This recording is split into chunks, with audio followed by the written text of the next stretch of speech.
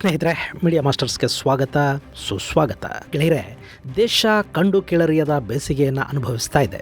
ಭಾರತದಲ್ಲಿ ಮಾತ್ರ ಅಲ್ಲ, ಇಡೀ ದಕ್ಷಿಣ ಏಷ್ಯಾ, ಪೂರ್ವ ಏಷ್ಯಾ ಹಾಗೂ ಆಗ್ನೇಯ ಏಷ್ಯಾಗಳಲ್ಲಿ ಕೂಡ ಬಿಸಿಲಿನ ತಾಪ ಭಾರಿ ಪ್ರಮಾಣದಲ್ಲಿ ಏರಿಕೆ ಆಗಿದೆ.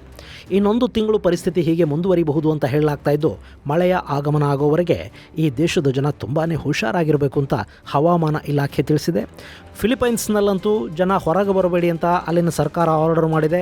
ವಿಯೆಟ್ನಾಂ, ಮಲೇಷಿಯಾ ಸೇರಿದ ಹಾಗೆ ಆಗ್ನೇಯ ಏಷ್ಯಾ ದೇಶಗಳಲ್ಲಿ ಬಿಸಿಲಿನ ಧಗೆ ವಿಪರೀತ ಹೆಚ್ಚಾಗಿದೆ.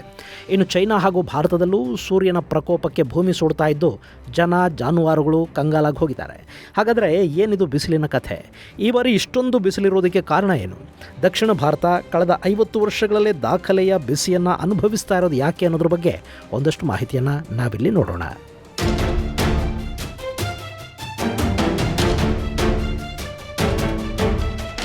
ಗೆಳೆಯರೆ, ದೇಶದಲ್ಲಿ ಚುನಾವಣೆಯ ಬಿಸಿ ಇರ್ತಾ ಇದೆ. ಹೀಗಾಗಿ ಒಂದಷ್ಟು ಜನರಿಗೆ ಸೂರ್ಯನ ಬಿಸಿ ಗೊತ್ತಾಗ್ತಾ ಇಲ್ಲ. ಆದರೆ ಜನಸಾಮಾನ್ಯ ಮಾತ್ರ ಸೂರ್ಯನ ಪ್ರಕೋಪಕ್ಕೆ ಸುಸ್ತಾಗಿ ಹೋಗಿದ್ದಾನೆ. ಜನರಲ್ಲಿ ಕೆಲಸ ಮಾಡೋ ಸಾಮರ್ಥ್ಯ ಕುಸಿದು ಹೋಗ್ತಾ ಇದೆ. ಬೆಳಗ್ಗೆ 9 ಗಂಟೆಗೆ ಶುರುವಾಗುವ ತಾಪ ಮಧ್ಯರಾತ್ರಿ ಆದರೂ ಕಡಿಮೆ ಆಗ್ತಾ ಇಲ್ಲ. ರಸ್ತೆಗಳು ಕಾದ ಹೆಂಚಿನ ಥರ ತಯಾರಾಗಿವೆ. ಬರಿಗಾಲಲ್ಲಿ ಹೆಜ್ಜೆ ಇಡೋದು ಬಿಡಿ, ರಸ್ತೆ ಮೇಲೆ ರೊಟ್ಟಿನೇ ಬೇಯಿಸ್ಬಿಡಬಹುದು, ಅಷ್ಟು ಬಿಸಿಯಾಗಿ ಹೋಗ್ತಾ ಇವೆ. ಕುಡಿದ ನೀರು ದೇಹದಿಂದ ಹೇಗೆ ಹೊರಗೆ ಹೋಗ್ತಾ ಇದೆ ಅನ್ನೋದು ಕೂಡ ಗೊತ್ತಾಗ್ತಾ ಇಲ್ಲ. ಅಷ್ಟೊಂದು ಭೀಕರವಾಗಿದೆ ಈ ಬಾರಿಯ ರಣ ಬಿಸಿಲು. ಇಂಥ ಬಿಸಿಲಲ್ಲಿ ಕೂಡ ಒಂದಷ್ಟು ನಾಯಕರಿಗೆ ಚುನಾವಣೆಯ ಪ್ರಚಾರ, ರಾಜಕೀಯ ಓಡಾಟ, ಹೋರಾಟಗಳು ಅನಿವಾರ್ಯ ಆಗ್ತಾ ಇವೆ. ಮೊನ್ನೆ ಕಲಬುರಗಿ ಕ್ಷೇತ್ರದಲ್ಲಿ ಬಿಜೆಪಿಯ ಅಭ್ಯರ್ಥಿ ಡಾಕ್ಟರ್ ಉಮೇಶ್ ಜಾಧವ್ ಬಿಸಿಲಿನ ತಾಪಕ್ಕೆ ರಸ್ತೆಯಲ್ಲಿ ಕುಸಿದು ಹೋದ್ರಂತೆ. ಪಾಪ ರಾಜಕಾರಣಿಗಳು ನೋಡಿ, 5 ವರ್ಷಕ್ಕೊಮ್ಮೆ ಬಿಸಿಲಿಗೆ ಬರೋ ಜನ, ಹೀಗಾಗಿ ತಾಪಮಾನ ತಡ್ಕೊಳ್ಳೋದಕ್ಕಾಗದೆ ಕುಸಿದು ಬೀಳೋದು ಇವೆಲ್ಲ ಸಹಜಾನೇ. ಅದರಲ್ಲೂ ನಮ್ಮ ಉತ್ತರ ಕರ್ನಾಟಕಕ್ಕೆ ಹೋಲಿಸಿದರೆ ದಕ್ಷಿಣದ ರಾಜಕಾರಣಿಗಳು ಸ್ವಲ್ಪ ಇದ್ದುದರಲ್ಲೇ ಅದೃಷ್ಟವಂತರು. ಅವರ ಚುನಾವಣೆಗಳು ಮೊದಲ ಹಂತದಲ್ಲಿ ಸೂರ್ಯನ ತಾಪ ತುಂಬಾ ಹೆಚ್ಚಾಗೋ ಮೊದಲು ಮುಗಿದು ಹೋಗಿವೆ. ಉತ್ತರದಲ್ಲಿ ಬಿಸಿಲು ಜಾಸ್ತಿ ಆಗ್ತಾ ಇದೆ, ಪ್ರಚಾರದ ಭರಾಟೆ ಕೂಡ ಹೆಚ್ಚಾಗಿದೆ. ಹೀಗಾಗಿ ಅಲ್ಲಿನ ನಾಯಕರ ಕಷ್ಟನ ನೋಡೋದಕ್ಕಾಗ್ತಾ ಇಲ್ಲ ಪಾಪ. ಹೀಗಾಗಿ ಅಲ್ಲಿನ ನಾಯಕರು ಪಾಪ ಬಿಸಿಲಿಗೆ ಒಣಗ್ತಾ ಇದ್ದರೆ ಅವರು ಹಚ್ಚೋ ಬೆಂಕಿಯಿಂದ ಅಲ್ಲಿನ ಜನ ನರಳ್ತಾ ಇದ್ದಾರೆ. ಇನ್ನು ಬೆಂಗಳೂರಿನ ಕೆಂಗೇರಿಲಿ 41.8 ಡಿಗ್ರಿಯಷ್ಟು ಉಷ್ಣಾಂಶ ದಾಖಲಾಗಿದ್ದು, ಬಿದರಕಲ್ಲು, ಹೆಸರುಘಟ್ಟ, ಬೆಂಗಳೂರು ವಿಶ್ವವಿದ್ಯಾಲಯ, ಯಲಹಂಕ, ಲಾಲ್ಬಾಗ್, ಉತ್ತರಹಳ್ಳಿ ಮುಂತಾದ ಕಡೆಗಳಲ್ಲಿ ಕೂಡ ಉಷ್ಣಾಂಶ 40 ಡಿಗ್ರಿಯನ್ನು ದಾಟಿದೆ. ಇದಕ್ಕೆ ಸರಿಯಾಗಿ ನಮ್ಮ ಮೊಬೈಲ್ಗಳು ಫೀಲ್ ಲೈಕ್ 42 ಡಿಗ್ರೀಸ್ ಅಂತ ಬೇರೆ ತೋರಿಸಿ ನಮ್ಮ ಎದೆ ಹೊಡೆಯೋ ಹಾಗೆ ಮಾಡ್ತಾ ಇವೆ. ಗೆಳೆಯರೆ, 15 ವರ್ಷಗಳ ಹಿಂದೆ ನಾನು ಉತ್ತರ ಕರ್ನಾಟಕದ ಬಿಸಿಲನ್ನು ಅಲ್ಲಿದ್ದೇ ಅನುಭವಿಸಿದವನು. ಅಲ್ಲಿನ ರಣ ಬಿಸಿಲು ಹೇಗಿರುತ್ತೆ ಅನ್ನೋದು ನನಗೆ ತುಂಬ ಚೆನ್ನಾಗಿ ಗೊತ್ತು. ಅದರಲ್ಲೂ ಬಳ್ಳಾರಿ, ರಾಯಚೂರು, ಬಿಜಾಪುರ, ಕಲಬುರಗಿ, ಯಾದಗಿರಿ ಮುಂತಾದ ಜಿಲ್ಲೆಗಳಲ್ಲಿ ನಿಮಗೆ ಬೇಸಿಗೆ, ಬಿರು ಬೇಸಿಗೆ ಮತ್ತು ಅತಿ ಬೇಸಿಗೆ ಅನ್ನೋ 3 ಕಾಲಗಳನ್ನು ಮಾತ್ರ ನೋಡೋದಕ್ಕೆ ಸಾಧ್ಯ ಆಗುತ್ತೆ. ಅಲ್ಲಿ ಅಷ್ಟೊಂದು ಬಿಸಿಲು. ಕಲಬುರಗಿ ಮತ್ತು ಯಾದಗಿರಿ ಜಿಲ್ಲೆಗಳಲ್ಲಿ ಬೇಸಿಗೆಯ ಉಷ್ಣಾಂಶ 40ರಿಂದ 44 ಡಿಗ್ರಿಗಳವರೆಗೆ ತಲುಪ್ತಾ ಇರುತ್ತೆ. ಆದರೆ ಬೆಂಗಳೂರಿನ ಜನ ಈ ಪಾಟಿ ಬಿಸಿಲನ್ನು ಯಾವತ್ತೂ ನೋಡಿರೋದಕ್ಕೆ ಸಾಧ್ಯನೇ ಇಲ್ಲ. ನಾನು ಯಾದಗಿರಿಯಲ್ಲಿದ್ದಾಗ ಬೆಂಗಳೂರಿನ ಜನ ಬೇಸಿಗೆಯಲ್ಲೇನಾದರೂ ಇಲ್ಲಿಗೆ ಬಂದರೆ ಸನ್ಸ್ಟ್ರೋಕ್ಗೆ ಸತ್ತೇ ಹೋಗ್ತಾರೆ ಅಂತ ಹೇಳ್ತಾ ಇದ್ದೆ. ಯಾದಗಿರಿಯಲ್ಲಿ ಬಿಸಿಲಿನ ಜೊತೆಗೆ ಅಲ್ಲಿನ ಬೆಟ್ಟ ಗುಡ್ಡಗಳ ಬಂಡೆಗಳು ಬಿಸಿ ಏರಿ ಅದರ ತಾಪಮಾನ ಬೇರೆ ಹೆಚ್ಚಾಗುತ್ತೆ. ಅಲ್ಲಿ ಮರ ಗಿಡಗಳು ಕಡಿಮೆ, ಹೀಗಾಗಿ ಗಾಳಿ ತುಂಬ ಬಿಸಿಯಾಗಿ ಬೀಸ್ತಾ ಇರುತ್ತೆ. ಇನ್ನು ನಮ್ಮ ಬೆಂಗಳೂರಲ್ಲಿ ಅಷ್ಟೊಂದು ಬಿಸಿಲು ಇರ್ತಾ ಇರಲಿಲ್ಲ, ಜೊತೆಗೆ ಬೆಟ್ಟ ಗುಡ್ಡಗಳು ಇಲ್ಲ.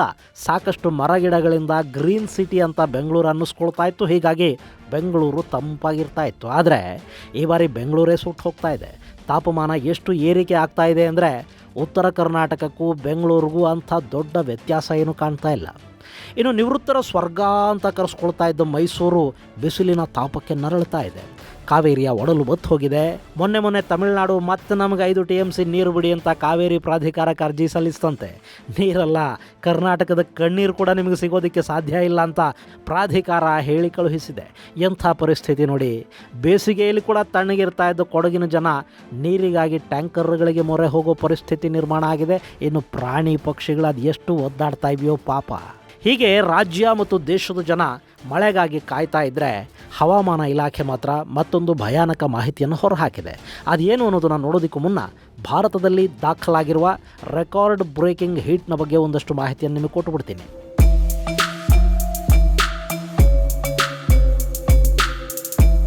ಗೆಳೆಯರೆ, ದಕ್ಷಿಣ ಭಾರತ ಕಳೆದ 120 ವರ್ಷಗಳಲ್ಲಿ ಅತಿ ಭಯಾನಕ ಬಿಸಿಲಿಗೆ ತುತ್ತಾಗಿದೆ. ಇನ್ನು ಈಶಾನ್ಯ ಭಾರತ ಹಾಗೂ ಪೂರ್ವ ಭಾರತದ ರಾಜ್ಯಗಳು 1973ರ ನಂತರ ದಾಖಲೆ ಪ್ರಮಾಣದ ಬಿಸಿಲನ್ನು ಅನುಭವಿಸ್ತಾ ಇವೆ. ಮಂಗಳವಾರ ಪಶ್ಚಿಮ ಬಂಗಾಳದ ಕಲೈಕುಂಡ ಸಮೀಪ ತಾಪಮಾನ 47.2 ಡಿಗ್ರಿಯನ್ನು ಮುಟ್ಟಿತ್ತು. ಇದು ಇಡೀ ದೇಶದಲ್ಲೇ ದಾಖಲೆಯ ಉಷ್ಣಾಂಶ ಅಂತ ಪರಿಗಣಿಸಲ್ಪಟ್ಟಿದೆ.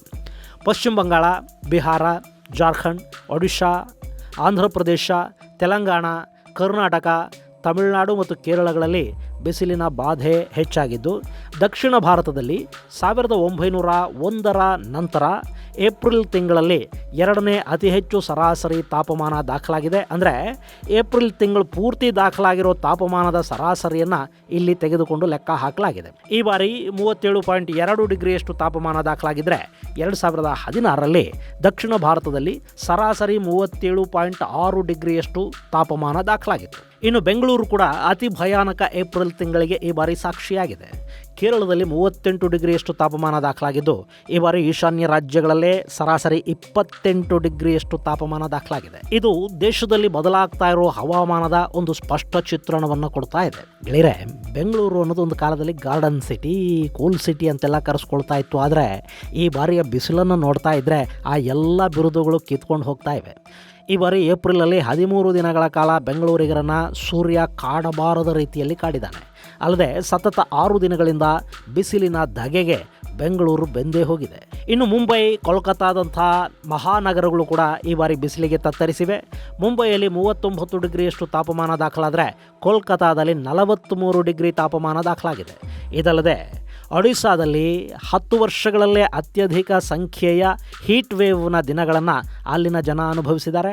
ಹಾಗೆಯೇ ರಾಜಸ್ಥಾನ, ವಿದರ್ಭ, ಮಧ್ಯಪ್ರದೇಶ, ಮರಾಠವಾಡ ಮತ್ತು ಗುಜರಾತ್ ಭಾಗಗಳಲ್ಲಿ 11 ದಿನಗಳ ಕಾಲ ಹೀಟ್ ವೇವ್ ಸಮಸ್ಯೆಯನ್ನು ಎದುರಿಸಬೇಕಾಗಿ ಬಂದಿದೆ. ಹೀಗಾಗಿ ಭಾರತ ಸೂರ್ಯನ ತಾಪಕ್ಕೆ ಕಾದು ಕೆಂಡದಂತೆ ಕಾಣ್ತಾ ಇದೆ. ಇನ್ನು ಭಾರತದಲ್ಲಿ ಸಮಸ್ಯೆಗೆ ಕಾರಣ ಆಗ್ತಾ ಇರೋದು ಎಲ್ ನಿನೋ ಎಫೆಕ್ಟ್ ಅಂತ ಹವಾಮಾನ ಇಲಾಖೆಯ ಮುಖ್ಯಸ್ಥರಾದ ಮೃತ್ಯುಂಜಯ್ ಮಹಾಪಾತ್ರ ಹೇಳಿದ್ದಾರೆ.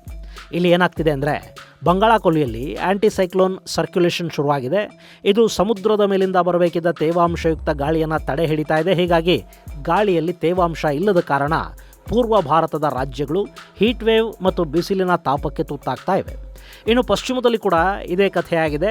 ಅರಬ್ಬಿ ಸಮುದ್ರದಲ್ಲಿ ಕೂಡ ಆ್ಯಂಟಿಸೈಕ್ಲೋನ್ನ ಪರಿಸ್ಥಿತಿ ನಿರ್ಮಾಣ ಆಗಿದ್ದು, ಕೊಂಕಣ ತೀರದ ಉದ್ದಕ್ಕೂ ಈ ಬಾರಿ ಸೂರ್ಯನ ಪ್ರತಾಪ ಹೆಚ್ಚಾಗಿದೆ. ಮುಂಬೈಯಲ್ಲಿ 39 ಹಾಗೂ ಕೇರಳದ ಅಲಪ್ಪುಳಾದಲ್ಲಿ 38 ಡಿಗ್ರಿಯಷ್ಟು ಉಷ್ಣಾಂಶ ದಾಖಲಾಗಿದ್ದು, ಕರಾವಳಿ ತೀರದ ಉದ್ದಕ್ಕೂ ಹೀಟ್ ವೇವ್ನ ಪ್ರಭಾವ ವಿಪರೀತ ಪ್ರಮಾಣದಲ್ಲಿ ಕಂಡುಬರ್ತಾ ಇದೆ ಅಂತ ಹೇಳ್ತಾ ಇದ್ದಾರೆ. ಸೊ ಭಾರತದ 2 ಸಮುದ್ರ ತೀರಗಳಲ್ಲಿ ಕೂಡ ತೇವಾಂಶಯುಕ್ತ ಗಾಳಿ ಬರುವುದಕ್ಕೆ ಸಾಧ್ಯ ಆಗದೇ ಇರೋ ಕಾರಣದಿಂದ ಭಾರತದಲ್ಲಿ ಈ ಬಾರಿ ವಿಪರೀತ ಬಿಸಿಗಾಳಿಯ ಸಮಸ್ಯೆ ಕಂಡುಬರ್ತಾ ಇದೆ. ಹಾಗೆ ಈ ಬಾರಿ ದಕ್ಷಿಣ ಏಷ್ಯಾ, ಪೂರ್ವ ಏಷ್ಯಾ, ಆಗ್ನೇಯ ಏಷ್ಯಾ ದೇಶಗಳ ಕಥೆ ಕೂಡ ಇದಕ್ಕಿಂತ ಭಿನ್ನವಾಗೇನಿಲ್ಲ. ಈ ಚಿತ್ರವನ್ನು ನೀವೊಮ್ಮೆ ಗಮನಿಸಿ ನೋಡಿ. ಇದರಲ್ಲಿ ರಷ್ಯಾನ ಹೊರತುಪಡಿಸಿ ಇನ್ನೆಲ್ಲ ಏಷ್ಯಾದ ದೇಶಗಳು ಕೂಡ ಬಿಸಿಲಿನ ಬೇಗೆಯಲ್ಲಿ ಬೆಂದು ಹೋಗ್ತಾ ಇವೆ. ಇದು ಕೆನಡಾದ ಸಂಸ್ಥೆಯೊಂದು ಹೊರಹಾಕಿರುವ ಮಾಹಿತಿ. ಇದರ ಪ್ರಕಾರ ಭಾರತದಲ್ಲಿ ಈ ಬಾರಿ ಸರಾಸರಿ ಉಷ್ಣಾಂಶ 44.5 ಡಿಗ್ರಿಯಷ್ಟಿರುತ್ತೆ ಅಂತ ಹೇಳಲಾಗ್ತಾ ಇದೆ.